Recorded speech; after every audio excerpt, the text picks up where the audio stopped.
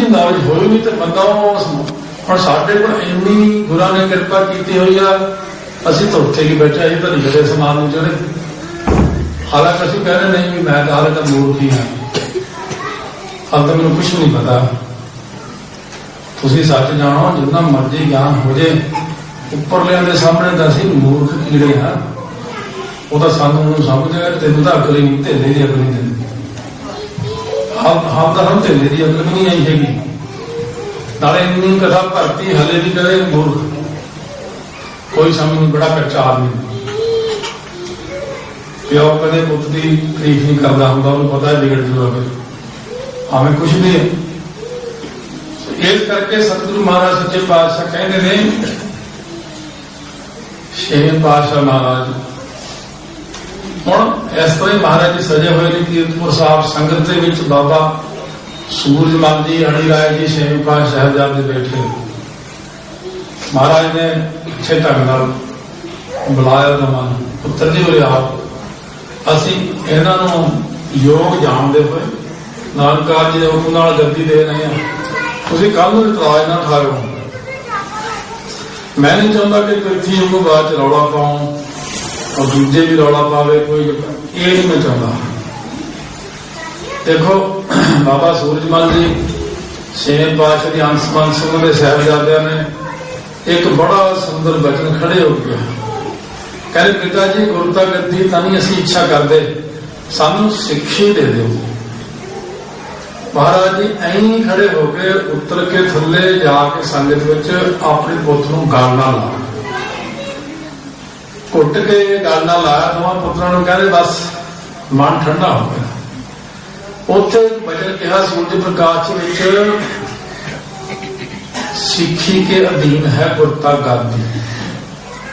महाराज कहते मैं सिख दे अधीन हाँ, अपने सेवक की आपे राखै, आपे नाम जपावै, जय जय काज किरत सेवक की तहां तहां उठता है। सेवक को निकटी हुई दिखावे, जो जो कहे ठाकुर पै सेवक तत्काल होया, तिस सेवक के होम लिया, जो अपने प्रभु है तिसकी सोए सुनी मन हरिया, तिस नानक परसण आवे। परस्या दर्शन एक तो हमें स्पर्श हत्था नाल हुंदा, परसना देखना अखां नाल, दर्शन परसे गुरु के, तिस नानक परसण आवे।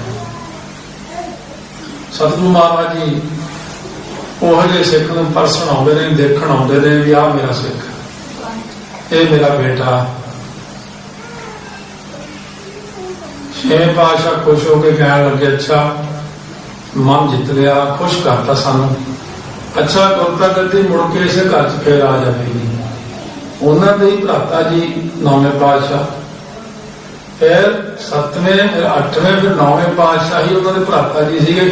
छेवें पातशाह के साहिबजादे, नौवें पातशाह, फिर गुरता गद्दी उन्होंने कोल आई। ताते सतगुरु महाराज की जी गल है, जे जार के देखा जाए, पंजां ने शीश लए, सुरजीत कीते, अमृत तैयार किया, छकाया भी, अखीर आप उन्होंने हाथ सामने आया करके गए, खालसा जी दास नूं भी अमृत की दात बख्श। वो एक सीन जे अज किते वीडियो होंदी ना, रिकॉर्ड होंदा, वो सामने दसवें पातशाह आप ऐ बैठा देख रहे, मैनूं भी अमृत की दात बख्श। पंज प्यारे थोड़े समय जिवें स्टक हो जाता बंदा, महाराज तुसीं ऐ की करदे, तुसीं महाराज ऐ ना करो, सच्चे पातशाह तुसीं ऐ ना बैठो। महाराज ने फिर कहा निरंकार दा हुक्म, जदों सानूं धरती ते नूं भेजिया, यह कहा सी अमृत तैयार करके सब तो पहला आप परिवार समेत छकना। फिर कलयुगी जीव ने इन्होंने कहना गुरु ने तो आप छकिया ही नहीं, कहते असीं पंजां तो अमृत लेना, और गोबिंद राय तो गुरु गोबिंद सिंह अखर मारा लाया। अज भी दसवें पातशाह पंज बाणियां पढ़ते हैं, अज भी रह रास टाइम सिर पढ़ते, तुसीं हैरान होवोगे।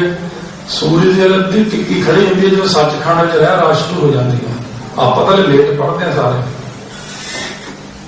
क्योंकि वो इन्ने स्ट्रिक्ट ने सारे जाने अपने नितनेम के प्रति। आपां नहीं है ਆਪਾਂ चल मैं फिर कर लूंगा, मैं फिर कर लूंगा। महाराज ने रहतनामे च लिखा भी रह रास पढ़े बिना समा जो खोवे। मैं बड़े बड़े महात्मा ने संगत की है, बैठे बैठे गल्लां करी जाएंगे, एकदम बैठे बैठे विचों चले जाएंगे। हम सानू समझ ना लग्या करे ये किधर गए। 15-20 मिनट बाद आके फिर नाल दे सेवादार मुझे ये कितने जाके आए, कहने रह रास पढ़ के आए। कहना नहीं किसी को भी रह रास पढ़ लो, तो सानू देखते भी ये पढ़दा, कहने मैं तो पढ़ा। वो जी इन्नी वड्डी चीज है रह रास, ओनू असीं छोटी बनाता, 5 बाणियां दा रौला ही पाता। हुण जेड़ा दा प्यार है जां साडा बाणी दा प्यार है, टकसाल विच महापुरखां वेले 5 बाणियां सारे ही गुटका सिरे तक सारे ही 5 ग्रंथी का सुभाव की होंदे सी। साडे वेले 5 ग्रंथी कंठ ही कर लेंदे ने सिंह। सहज पाठ का इन्ना शौक होना, 7 दिनों बाद ही भोग पाना, सुभावक ही नितनेम इन्ना हो जाता सी महाराज की कृपा नाल। इस करके सारी गल है वो बचन नूं कमाउण दी है। नाल रह के तुम दसदा इदा के बचन होंगे कमाने।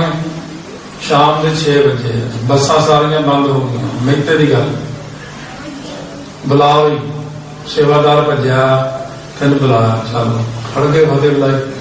वो गंगा नगर फलाने आ जाना, वो फलाने बंदे नूं उत्थे सुनेहा देगा। उदों फोन फान होंदे नहीं, 77-78 की गल है।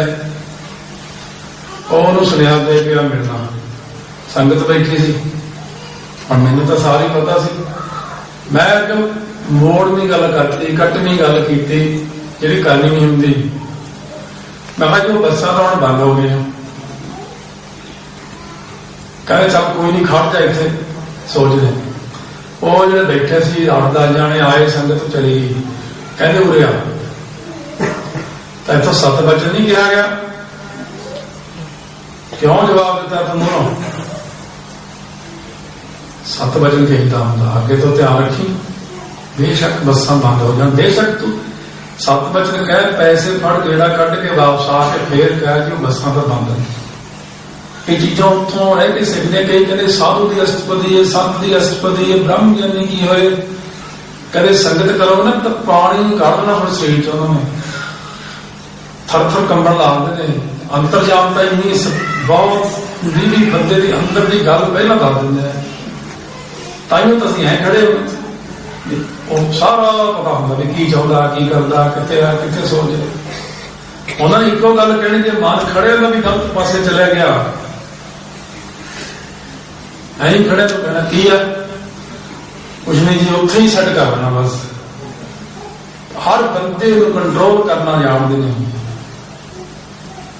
आप आवागौण जो फिरते हैं, बस सिर ते कोई डंडा नहीं, कोई कहण वाला नहीं, कोई करन वाला नहीं। इसे करके तो डरते ही नहीं। आइयो तो अज के सिख डरते ही नहीं, अपनी ही छड्डी जाते हैं सारे जने। वो करी तो जाते हैं, उन्होंने ये नहीं पता भी साड़ी दुर्दशा कही जी होनी है, बहुत भैड़ी दुर्दशा होनी है। क्योंकि गुरु ग्रंथ साहिब को लोगों ने समझे ही, रब आके बैठा उदा कहे वो जी बाबे कल्याण चंद नूं, बाबे कालू नूं सारी जिंदगी नहीं पता लग्या गुरु नानक देव जी उन्होंने घरे रब आया हुआ सी। रब तो थोड़े कोल भी आया हुआ, थानू पता लग्या? अजे असीं रब लभना, रब नूं मिलना, रब तो मिलिया होया, सेवा तो कर लो। वड्डे भाग भेटे गुरदेव, अपनी शब्दा तो लियाओ महाराज जी ते। गुरु ग्रंथ साहिब जी लगातार 2-3 महीने सुखासन की प्रकाश की सेवा करके देखो, शब्दा के नाम तो देखो महाराज की नींद बख्शिश कर रहे। एक सिख ने महाराज को कहा सी, महाराज मैं तो इन्ना आज जन्म में कुछ भी नहीं किया, गलत काम किए बड़े, अमृत चवल छक लिया, आप जी ने मेरे ते इन्नी मेहर किवें करती? महाराज मैं तो कुछ भी नहीं किया। महाराज कहे तो गुरु ग्रंथ साहिब की सेवा की ना 5 साल, ये मेरा मन खुश है। फिर इस करके गुरु ग्रंथ साहिब की सेवा बड़ी श्रद्धा भावना नाल करो। महापुरखों के वचन कमाने, अंतरजामता होनी, उन्होंने ਅਸੀਂ ਤਾਂ ਸਾਨੂੰ ਪਤਾ ਸੀ ਉਹਨੂੰ ਅੰਤਰਜਾਮ ਦਾ ਡਰਦੇ ਰਹਿੰਦੇ ਸੀ ਹਮੇਸ਼ਾ, ਕੋਈ ਵੀ ਗੱਲ ਹੋਣੀ। ਤੁਸੀਂ ਕੀ ਸੋਚਦੇ ਹੋ? ਇਹ ਨਿਆਣੇ ਵਾਲੀ ਗੱਲਾਂ ਨਹੀਂ ਹੈ। ਗੁਰੂ ਗ੍ਰੰਥ ਸਾਹਿਬ ਇੱਥੇ ਪ੍ਰਕਾਸ਼ ਨੇ, ਆਪਾਂ ਉਹਦੇ ਬੈਠੇ ਆ, ਕਥਾ ਹੋ ਰਹੀ, ਥੋੜੇ ਵੀ ਖਿਆਲ ਸੱਚਖੰਡ ਚ ਕਿਸੇ ਨੂੰ ਨਹੀਂ ਪਤਾ ਕਥਾ ਹੋ ਰਹੀ, ਇੱਥੇ ਕੀਰਤਨ ਹੁੰਦਾ ਕਿ ਉਹਨਾਂ ਨੂੰ ਪਤਾ ਨਹੀਂ ਹੁੰਦਾ। ਉਹਨਾਂ ਨੂੰ ਇੱਕ ਇੱਕ ਗੱਲ ਬੋਲੀ ਦਾ ਵੀ ਪਤਾ ਹੁੰਦਾ ਵੀ ਆਹ ਗੱਲ ਬੋਲੀ ਆ, ਆਹ ਗੱਲ ਬੋਲੀ ਆ, ਆਹ ਗੱਲ ਗਲਤ ਬੋਲੀ ਹੈ। ਉਹਨਾਂ ਵਿੱਚ ਤੇ ਕੁਛ ਵੀ ਨਹੀਂ ਹੈ। ਜਿਵੇਂ ਸੈਟੇਲਾਈਟ ਤੋਂ ਆਪਣੀ ਧਰਤੀ ਕਿੰਨੀ ਕਰਦੀ, ਸੈਟੇਲਾਈਟ ਸਾਰੀ ਧਰਤੀ ਨੂੰ ਕੰਟਰੋਲ ਨਹੀਂ ਕਰਦੀ। ਨਿਰੰਕਾਰ ਸੱਚਖੰਡ ਵਸੇ ਨਿਰੰਕਾਰ ਜੀ ਤਾਂ ਪੂਰੇ ਬ੍ਰਹਿਮੰਡਾਂ ਨੂੰ ਐ ਜਿਵੇਂ ਨੈਟ ਤੇ ਗਲੈਕਸੀ ਘੁੰਮਦੀ ਦਿਖਦੀ ਹੈ, ਕੁੱਲ ਟੋਟਲ ਆਲਮ ਦੇ ਮਾਲਕ ਹੋਣ ਦੇ ਨਾਲ ਪੂਰੇ ਧਿਆਨ ਵਿੱਚ ਰਹੇ ਕਿੱਥੇ ਕੀ ਹੋਇਆ, ਕੌਣ ਕੀ ਸੋਚਦਾ, ਕਿ ਕਨੈਕਸ਼ਨ ਹੀ ਇਸ ਢੰਗ ਦਾ ਬਣਾਇਆ ਉਹਨਾਂ ਨੇ। ਹਰ ਮੋਬਾਈਲ ਦਾ ਮੋਬਾਈਲ ਕੰਪਨੀ ਨੂੰ ਪਤਾ ਹੁੰਦਾ ਆਹ ਮੋਬਾਈਲ ਇਸ ਟਾਈਮ ਕਿੱਥੇ ਜਾ ਰਿਹਾ, ਬੈਠਿਆਂ ਨੂੰ ਪਤਾ ਹੁੰਦਾ ਕਿੱਥੋਂ ਗੱਲ ਹੋ ਰਹੀ ਹੈ, ਕਿੱਥੇ ਚੱਲ ਰਹੀ ਹੈ, ਇਹ ਮੋਬਾਈਲ ਇੱਥੇ ਕਿੱਥੇ ਹੈ। ਨਿਰੰਕਾਰ ਜੀ ਤਾਂ ਹਰ ਇੱਕ ਦਾ ਹੀ ਪਤਾ ਕੌਣ ਕੀ ਸੋਚਦਾ, ਕਿੱਥੇ ਆ, ਉਹ ਕੀ ਕਰ ਰਿਹਾ ਹੈ। ਬਹੁਤ ਸਾਰੇ ਲੋਕ ਬਹੁਤ ਗੱਲਾਂ ਗਲਤ ਕਰ ਰਹੇ ਨੇ ਕਿ ਜਿੱਦਣ ਹੁਣ ਸਾਰਾ ਕੁਛ ਤਾਂ ਕੈਮਰੇ ਚ ਆਇਆ ਹੀ ਹੁੰਦਾ, ਤੇ ਜਿੱਦਣ ਬਰੋੜਾ ਚੜ੍ਹਦਾ ਤਾਂ 2 ਸਾਲਾਂ ਬਾਅਦ ਫਿਰ ਰੂਟੀਨ ਚ ਲਿਆ ਕੇ ਬਰੋੜਾ ਚੜਾਉਂਦੇ ਆ। ਪਹਿਲਾਂ ਨਹੀਂ, ਇੱਕਦਮ ਮੌਕੇ ਤੇ ਕਹਿਣਾ ਕਰਾਮਾਤ ਹੋ ਜਾਂਦੀ। ਸੁਤੇ ਸਿੱਧ ਗਲਤੀ ਪਹਿਲਾਂ ਜਦੋਂ ਬੰਦਾ ਕਰੂਗਾ ਤਾਂ ਬਾਅਦ ਹੀ ਸਜ਼ਾ ਸ਼ੁਰੂ ਹੋਊਗੀ, ਉਹ ਵੀ 2 ਸਾਲਾਂ ਤੱਕ, 2-3 ਸਾਲ ਲੰਘ ਜਾਂਦੇ ਨੇ। ਇਸ ਕਰਕੇ ਮਹਾਰਾਜ ਕਹਿੰਦੇ ਭੈ ਵਿੱਚ ਸਭ ਆਕਾਰ ਹੈ, ਨਿਰਭਉ ਹਰ ਜੀਵ ਸੋਏ, ਭੈ ਵਿੱਚ ਸੂਰਜ, ਭੈ ਵਿੱਚ ਚੰਦ, ਕੋਟ ਕਰੋੜੀ ਚਲਤ ਨਾ ਅੰਤ, ਹਰੇਕ ਚੀਜ਼। ਧਿਆਨ ਰੱਖੋ, ਜਿਨ੍ਹਾਂ ਦੇ ਉੱਤੇ ਕਿਰਪਾ ਹੁੰਦੀ ਹੈ ਉਹਨਾਂ ਨੂੰ ਮਹਾਰਾਜ ਜੀ ਪੁੱਛਦੇ ਨੇ, ਅੱਜ ਦਿੱਤਨੇ ਅੱਜ ਤੇਰਾ 16 ਹੋਇਆ ਨਹੀਂ ਗੱਲ ਤੇਰਾ। ਉਹ ਬੰਦਾ ਤਾਂ ਸਟ੍ਰਿਕਟ ਰਹਿੰਦਾ ਪੂਰਾ ਵੀ ਮੈਨੂੰ ਕਿਤੇ ਪੁੱਛ ਹੀ ਨਾ ਲੈਣ, ਪਹਿਲਾਂ ਮੈਂ ਪੜ੍ਹ ਹੀ ਲਿਆ। ਹੁਣ ਜਿਨ੍ਹਾਂ ਨੂੰ ਕੋਈ ਪੁੱਛਣ ਵਾਲਾ ਨਹੀਂ, ਸਿਰ ਤੇ ਡੰਡਾ ਨਹੀਂ ਜਿਨ੍ਹਾਂ ਦੇ, ਉਹ ਇਗਨੋਰ ਕਰਦੇ ਸਾਰਾ ਕੁਝ। ਇਸ ਕਰਕੇ ਸਾਰੀ ਸੰਗਤ ਇਸ ਗੱਲ ਨੂੰ ਮੈਂ ਇਹ ਚਾਹੁੰਦਾ ਵੀ ਆਉਂਦੇ ਸਾਲ ਨੂੰ ਥੋੜੀ ਹੋਰ ਤਰੱਕੀ ਹੋਵੇ, ਉਸ ਤੋਂ ਆਉਂਦੇ ਸਾਲ ਨੂੰ ਹੋਰ ਤਰੱਕੀ ਹੋਵੇ। ਨਾ ਕਿ ਅਸੀਂ ਹਰ ਸਾਲ ਹਰ ਬੰਦਾ ਇਹ ਕਹਿੰਦਾ ਪਹਿਲਾਂ ਮੈਂ ਬੜਾ ਉੱਠਦਾ ਸੀ ਸਵੇਰੇ, ਪਹਿਲਾਂ ਮੈਂ ਬਹੁਤ ਪਾਠ ਕਰਦਾ ਹੁੰਦਾ, ਤੇ ਹੁਣ ਕੀ ਹੋ ਗਿਆ? ਸਭ ਇਹ ਕਹੋ ਵੀ ਪਹਿਲਾਂ ਮੈਂ ਉੱਠਦਾ ਹੁੰਦਾ 4 ਵਜੇ, ਮੈਂ 3 ਵਜੇ ਉੱਠਦਾ, ਪਹਿਲਾਂ ਮੈਂ ਜਪਜੀ ਸਾਹਿਬ ਦੇ ਇੰਨੇ ਪਾਠ ਕਰਦਾ ਸੀ, ਹੁਣ ਮੈਂ ਇੰਨੇ ਕਰਦਾ, ਹੁਣ ਮੈਂ ਇੰਨੇ ਨਿਤਨੇਮ ਕਰਦਾ, ਇੰਨਾ ਸਿਮਰਨ ਕਰਦਾ, ਮੇਰਾ ਅੱਗੇ ਨਾਲੋਂ ਵਧਿਆ। ਹੁਣ ਹਰ ਕੋਈ ਕਹੂਗਾ ਮੇਰਾ ਅੱਗੇ ਤਾਂ ਘਟਿਆ।